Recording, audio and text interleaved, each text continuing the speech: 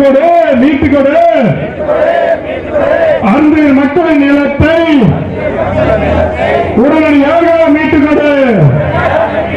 போராட்டம், இது போராட்டம், நில மீட்பு போராட்டம்.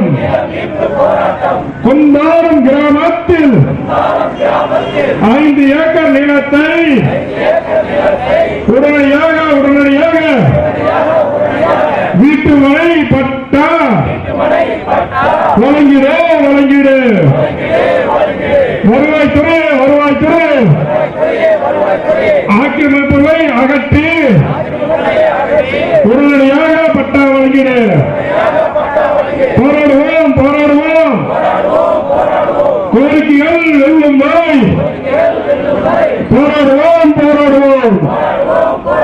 போராட்டம், இது போராட்டம், நில உரிமை போராட்டம், சமூக நீதி போராட்டம். வீர வணக்கம்,